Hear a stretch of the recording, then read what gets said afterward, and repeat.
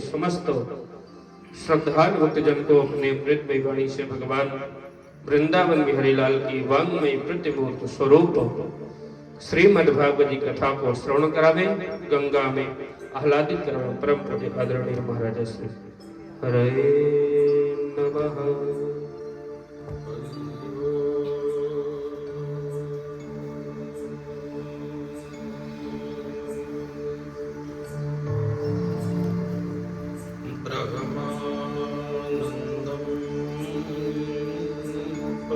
सुखदं केवलं ज्ञानमूर्तिं द्वन्द्वातीतं गगनसदृशं तत्त्वमस्यादिलक्ष्यम् एकं नित्यं विमलमचलम् सर्वधीक्षासि भूतं भावातीतं त्रिगुणरहितं सद्गुरुं तं नमामि। अखण्डानन्दबोधाय शिष्यसन्तापहारिणे सच्चिदानन्दरूपाय तस्मै श्रीगुरवे नमः। लक्ष्मीर्मेधाधरा पुष्टि गौरी तुष्टिः प्रभाधृतिः एताभिपाहि तनुभुभिरिष्टा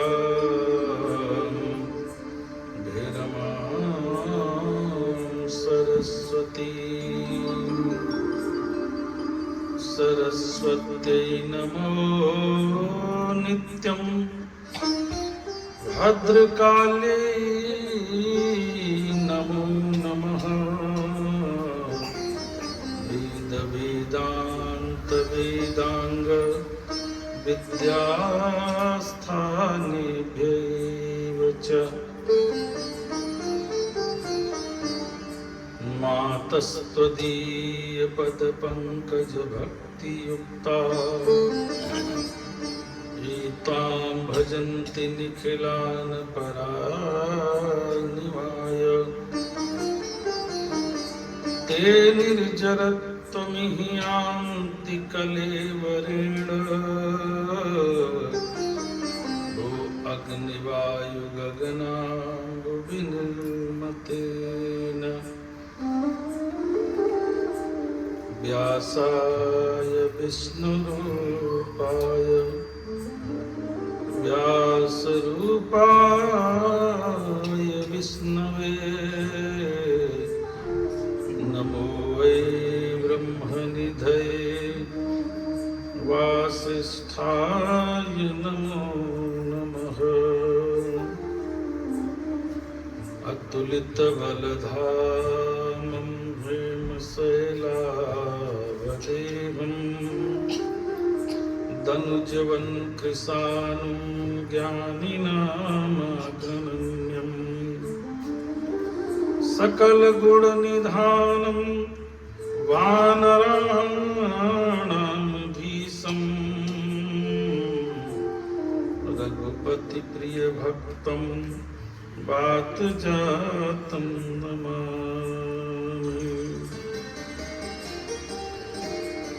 वन्दे देव उमापतिं सुरगुरुं वन्दे जगत्कारणं वन्दे पन्नगभूषणं मृगधरं वन्दे पशूनां पतिम् वन्दे सूर्यशशाङ्कवन्दिनयनं वन्दे मुकुन्दप्रियं वन्दे भक्तजनाश्रयं च वरदं वन्दे शिवं शङ्करम् दुर्गे स्मृता हरसि भीतिं से सजन्तो स्वस्थ स्मृता मतिमतीव शुभं ददासि दारिद्र्य दुख भयहारिणिका त्वदन्या सर्वोपकार करणाय सदार्थ चित्ता यं प्रव्रजन्तमनुपेतमुपेत कृत्यं द्वैपायनो विरह कातरया जुहावा पुत्रेति तन्मयतया तनवोऽभिनेदुः तं सर्वभूतहृदयं मुनिमानतोऽस्मि वंशी विभूषितकरा नवनीर्दाभा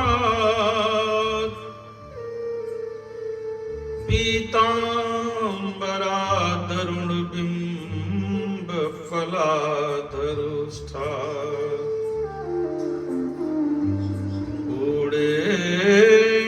सुंदर मुखादरविन्दुनेत्रा कृष्णात् परं किमपि तत्त्वमहं न जाने कृष्णात् परं किमपि तत्त्वमहं न जाने।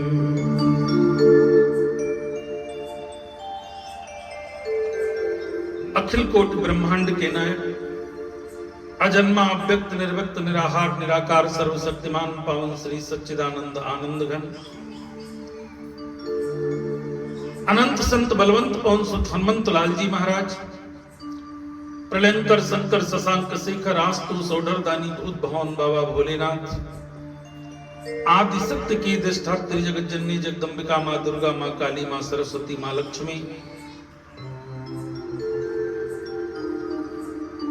श्रीमद् भागवती कथा का रसपान करने के लिए उपस्थित परम बड़भागी परम सौभाग्यशाली श्रोता बंधुओं,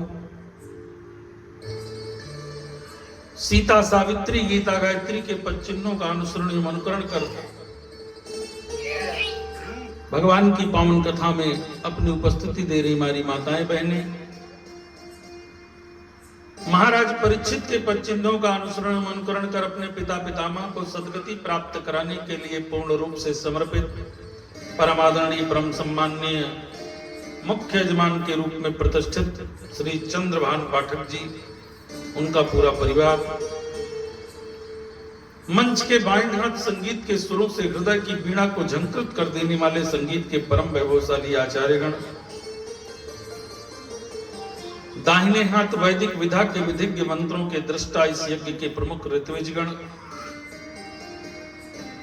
आए आज भागवती कथा का सप्तम दिवस, पूर्णता का दिवस,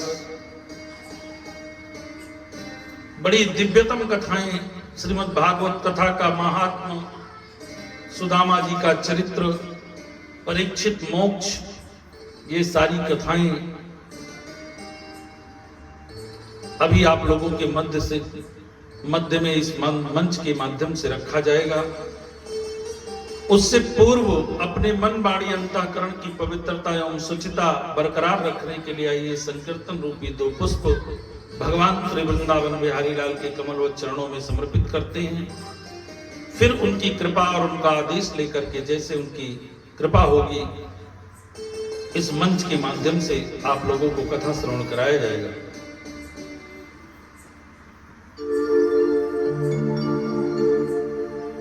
मुकुंद माधव गोविंद बोल,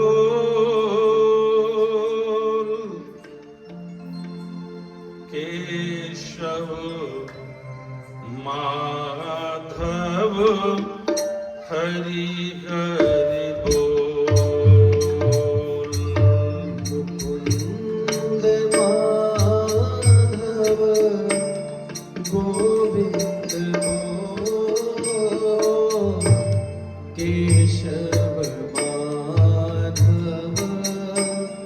हरि हरि बोल।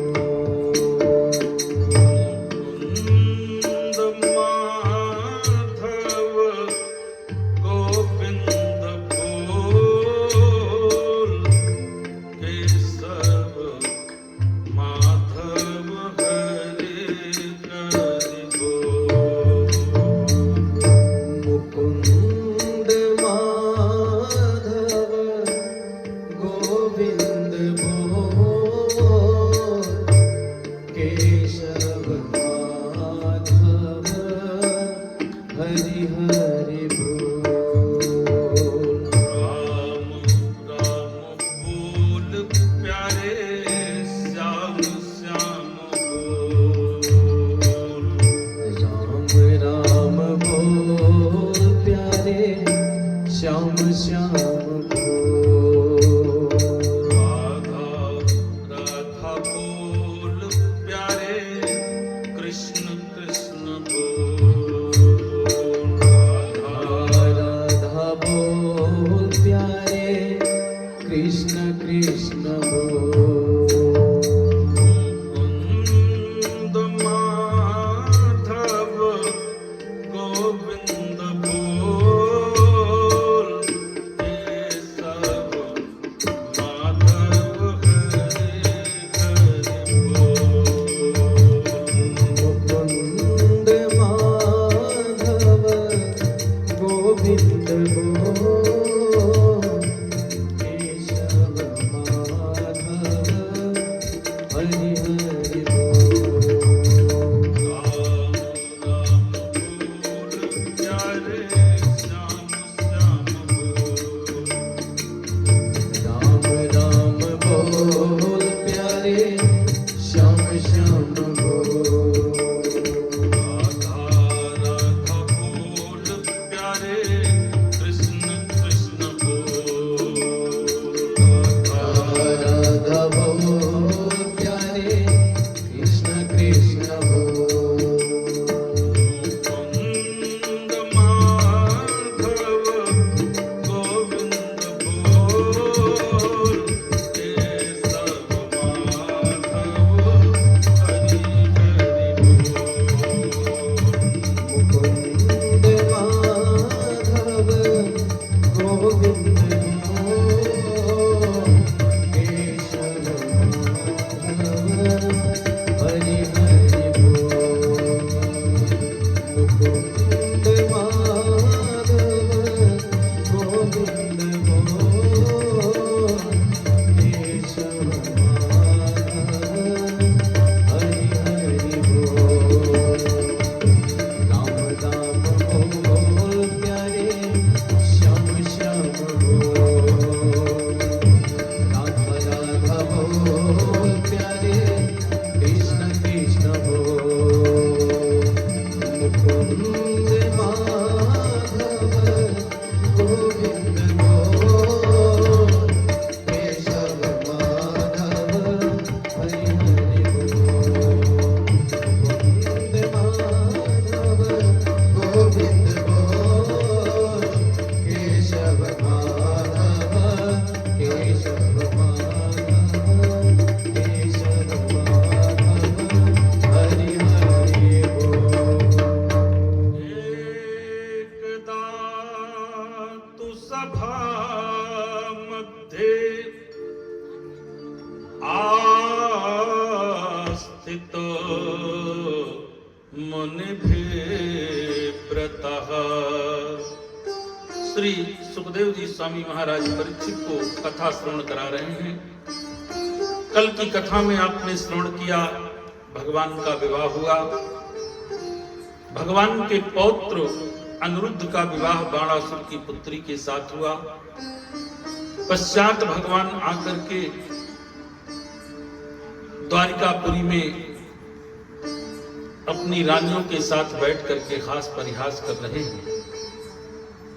इसी समय हास परिहास कर रहे हैं, इसी समय पांडवों ने अपने मन में विचार किया कि हम लोग राजसूय यज्ञ करना चाहते हैं, क्योंकि यज्ञ करने से पितर प्रसन्न होते हैं। प्रतिष्ठा बढ़ती है, कीर्ति बढ़ती है, यश बढ़ता है। इसलिए अब हम पांडवों को राजसू यज्ञ करना चाहिए। युधिष्ठिर अपने बंधु बांधवों के साथ ऐसा विचार करते हैं। तो आपस में उन लोगों ने विचार किया कि इस यज्ञ की अध्यक्षता के लिए कृष्ण को बुलाया जाए, क्योंकि उन्होंने हर कदम पर हमारी बड़ी मदद की है। बिना उनके कृपा के हम लोग विजय श्री प्राप्त ही न कर पाते, तो इस यज्ञ की अध्यक्षता के लिए भी उन्हीं को बुलाया जाए। तो पांडवों ने आपस में विचार किया और भगवान श्री कृष्ण के पास जाते हैं। भगवान श्री कृष्ण अपनी रानियों के साथ बैठ करके हास परिहास कर रहे हैं। इसी समय पांडवों का आगमन हुआ। भगवान आकर के इन लोगों का स्वागत सम्मान किए और पूछने लगे कि किमर्थम आगतो तिस्त्वं किम ते मनसि वर्तत कथयस्य महाभागा तत्सर्वं कथयामि ते। हे पांडव, आपके यहाँ आने का क्या प्रयोजन है? क्या किसी प्रयोजन से आए हैं? पांडवों ने बताया, महाराज हम लोग एक राजसू यज्ञ करना चाहते हैं और उसमें आपकी अध्यक्षता चाहते हैं। भगवान बड़े प्रसन्न हुए, क्योंकि यज्ञ भी भगवान का स्वरूप है और हमारे वेदों में कहा गया है, यज्ञेन यज्ञमय जंत देवास्तानि धर्माणि प्रथमान्यासन तेहनाकम महिमाना सचंत्र यत्र पूर्वे साध्या संति देवा। यज्ञ से इंद्र प्रसन्न होते हैं, यज्ञ से अन्नदेव प्रसन्न होते हैं, यज्ञ से पितर प्रसन्न होते हैं, यज्ञ से देवता प्रसन्न होते हैं। इसलिए समय समय पर यज्ञों का आयोजन करते रहना चाहिए। और हे पांडव,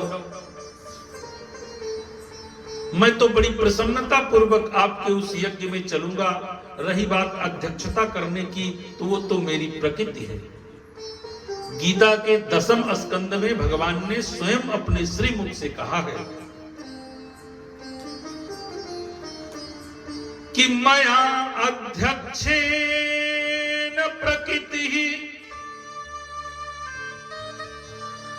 सूयते जगत सचराचरम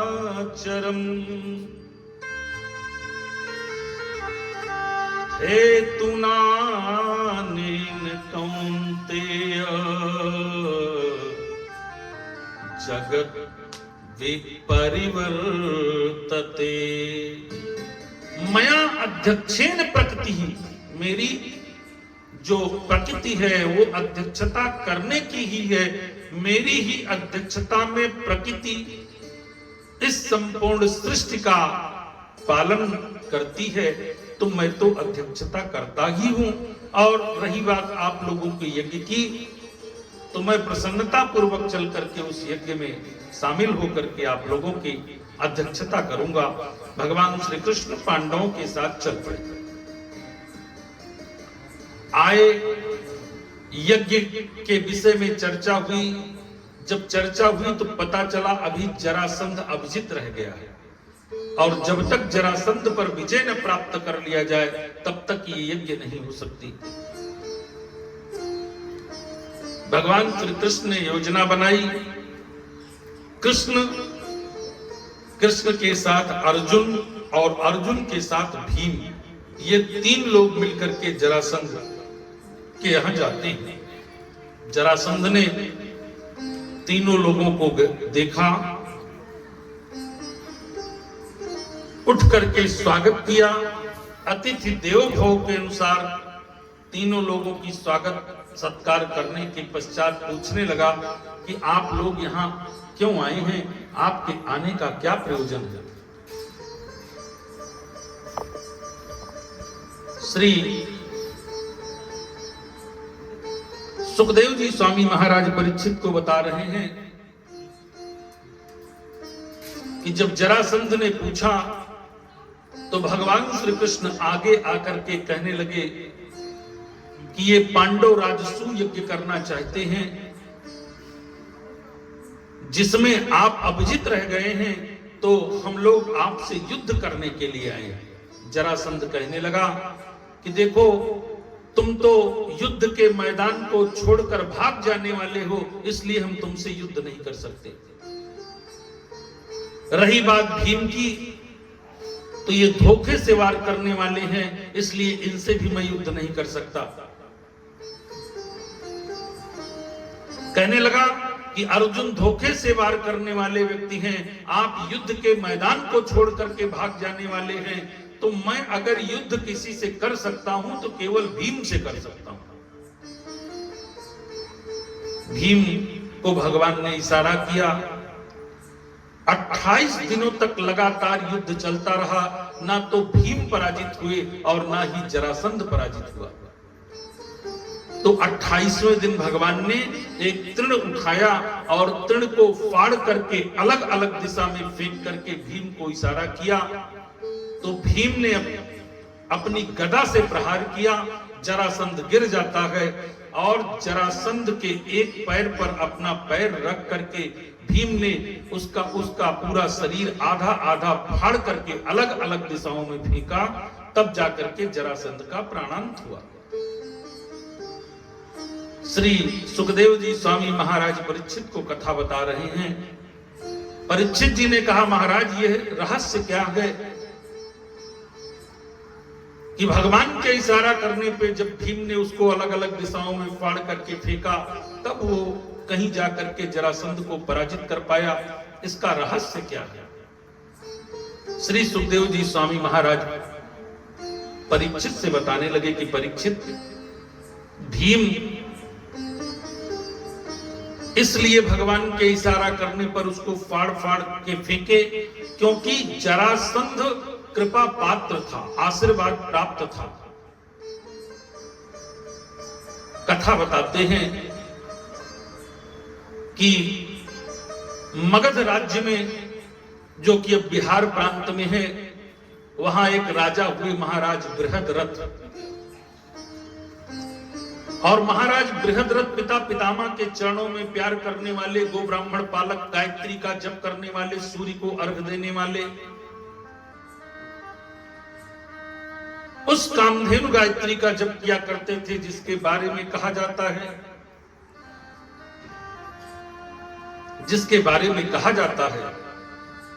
कि महा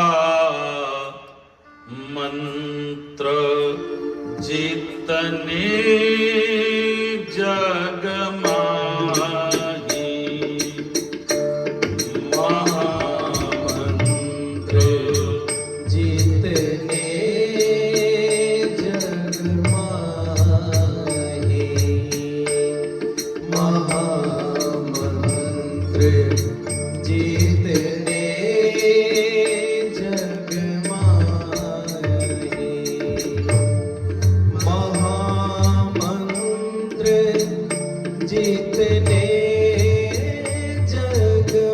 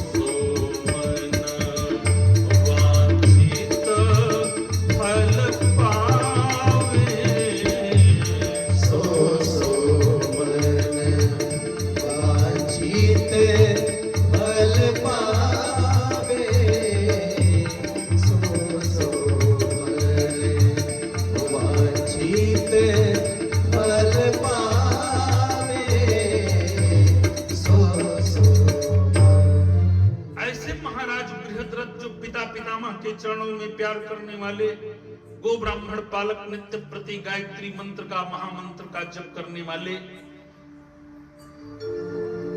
संपूर्ण प्रकार के ऐश्वर्य से युक्त होने के पश्चात भी उनके जीवन में एक बहुत बड़ी कमी थी। कमी यह थी कि उनको कोई संतान न था। कभी कभी महाराज बृहद्रथ इसी सोच में उद्विग्न हो जाते थे कि मेरे न रहने पर इस राज्य का संचालन कौन करेगा, मैं पितर ऋण से कैसे मुक्त हो पाऊंगा। यही सब आपस में अपने मन में विचार करते रहते थे। एक दिन महाराज बृहद्रथ अपने दरबार के बाहर बैठे हैं। इसी समय एक महात्मा जिनका नाम है चंड कौशिक उसी रास्ते से जा रहे थे। महात्मा चंड कौशिक आए, राजा ने उठ करके उनको प्रणाम किया, नाना प्रकार से उनका स्वागत किया, विविध भांति मीमा पकवाना अनेकों प्रकार से उनको खूब बढ़िया दिव्य भोजन कराया।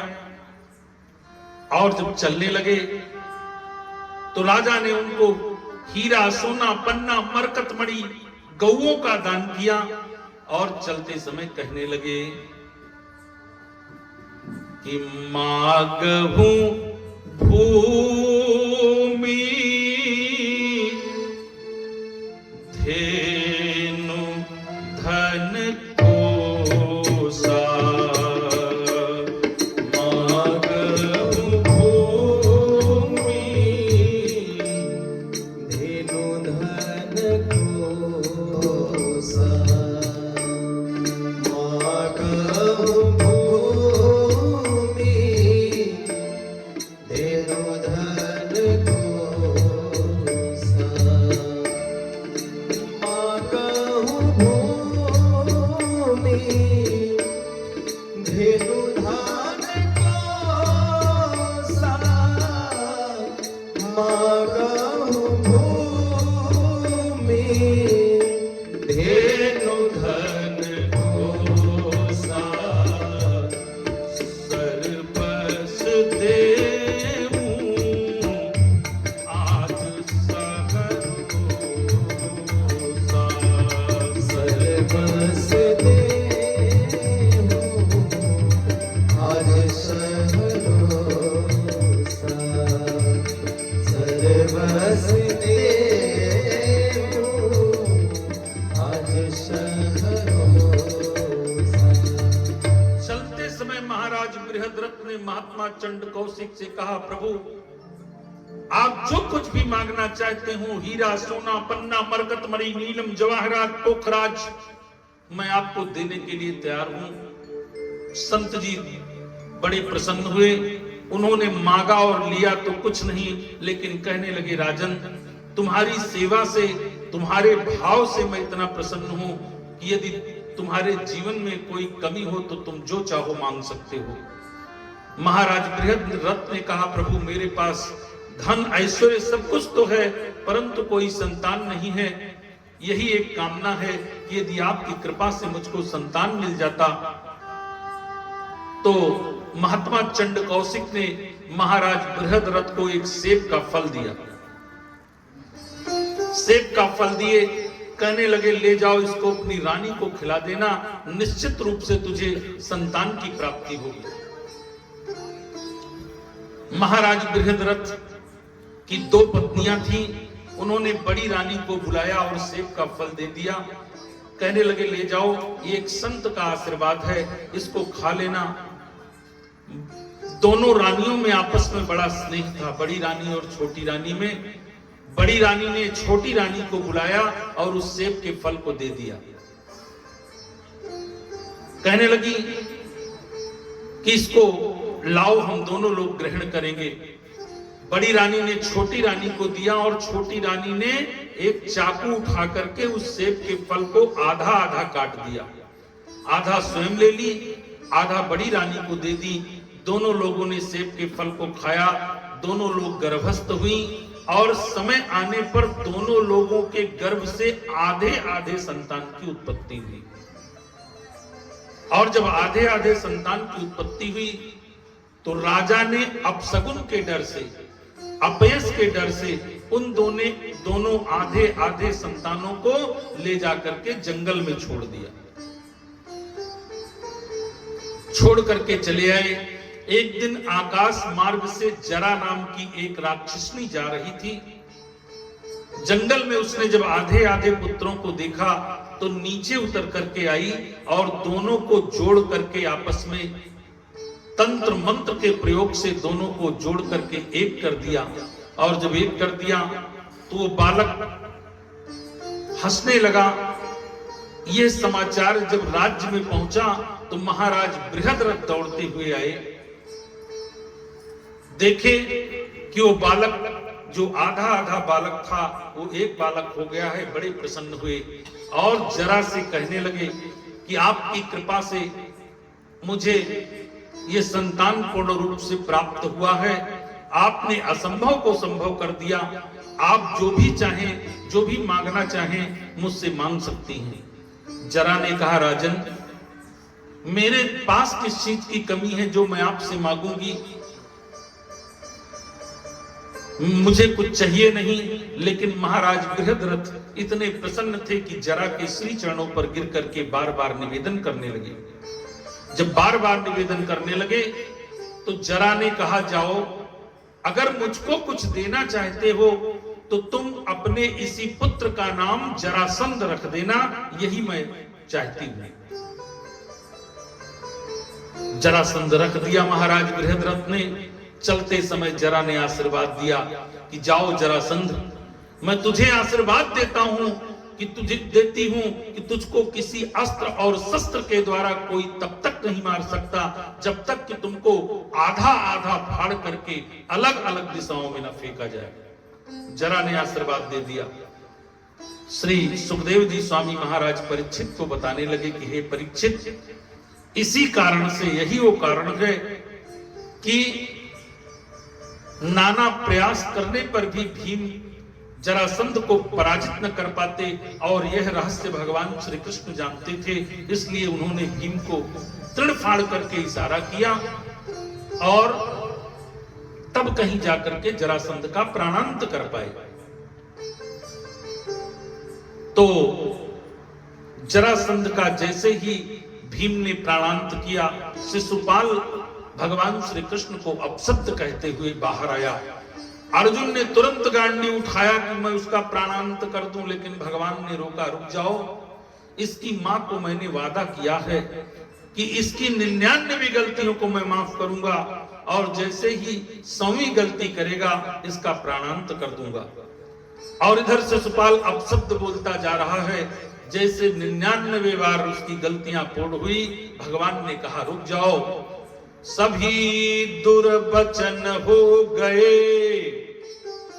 पापी तेरे पूर्ण, असफल अभी क्षण में करूं, सफल अभी क्षण में करूं, तेरे सब मद चूड़, तेरे सब मद चूड़, तेरे सब मद चूड़, तेरे सब मद चूड़।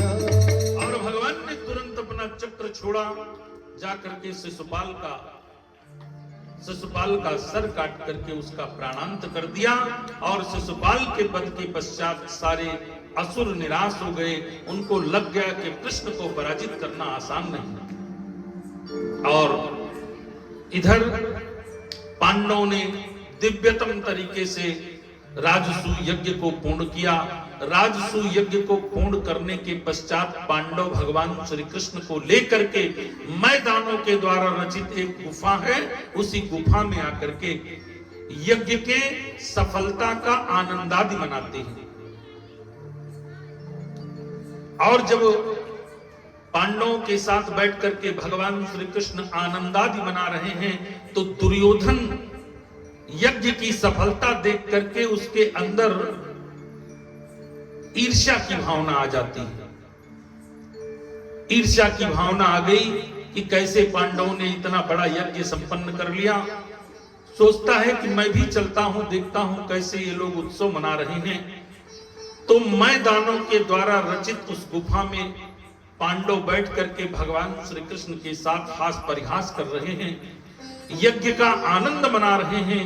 इसी बीच दुर्योधन उस स्थान पर आता है, लेकिन चूंकि वो गुफा मैदानों के द्वारा बनाई गई है, इसलिए बड़ा ही सुंदर कलाकृति है उसमें। तो दुर्योधन जहां पर जल है उसको स्थल समझता है, और जहां स्थल है उसको जल समझ लेता है। तो जब स्थल पर चढ़ता है तो अपना पैर उठा करके रखता है। तो सारे पांडव यज्ञ की सफलता का आनंद मना रहे हैं। द्रौपदी और भीम दोनों लोग गुफा से बाहर एक पत्थर पर बैठ करके हास परिहास कर रहे थे। इसी बीच दुर्योधन का आगमन हुआ, और दुर्योधन जहां पर स्थल था, जब अपना पैर उठा करके रखा तो ये दोनों लोग हंसने लगे, और इनके मुंह से निकल गया, अंधों के अंधे ही पैदा होते हैं। और जैसे ये शब्द दुर्योधन के कानों में गया, तुरंत उसने संकल्प कर लिया। उसको इतना बुरा लग गया, उसने कहा बिना युद्ध के सुई के नोक के बराबर भी जमीन में पांडवों को नहीं दे सकता। इसीलिए इस प्रसंग के माध्यम से शास्त्र का सुझाव है, शास्त्र का मत है कि सत्यम ब्रूयात् प्रियम ब्रूयात्। हमेशा प्रयास करें कि सत्य बोले, लेकिन सत्य के साथ साथ शास्त्र का मत है कि प्रिय बोले। ऐसा कोई शब्द न बोले कि वो किसी को अप्रिय लगे। शास्त्र पुनः कहता है कि यद्यपि शुद्धम लोक विरुद्धम,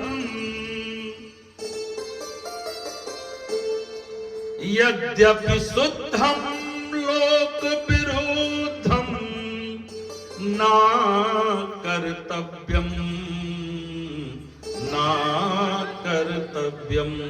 यद्यपि कोई चीज बहुत शुद्ध हो, लेकिन वो लोक मर्यादा के विरुद्ध हो, किसी को अप्रिय लगने वाली हो, तो प्रयास करना चाहिए कि उस वाणी को नहीं बोलना चाहिए।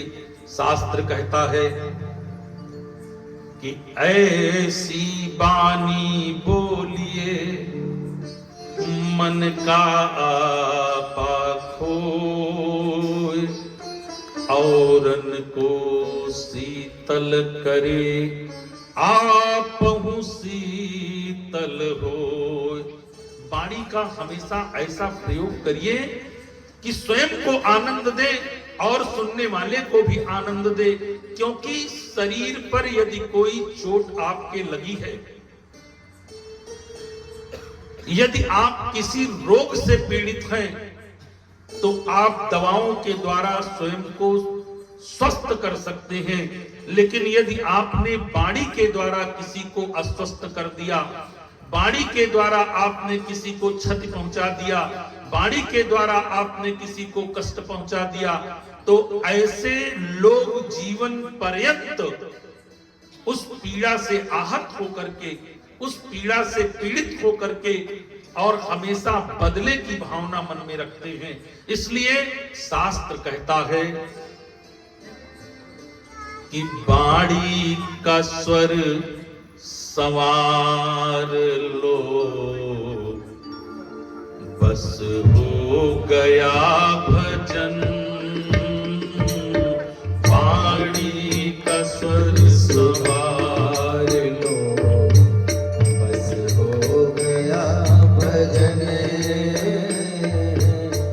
वाणी का स्वर सुधार लो, बस हो गया भजन। मन की तरंग मार लो, बस हो गया भजन। मन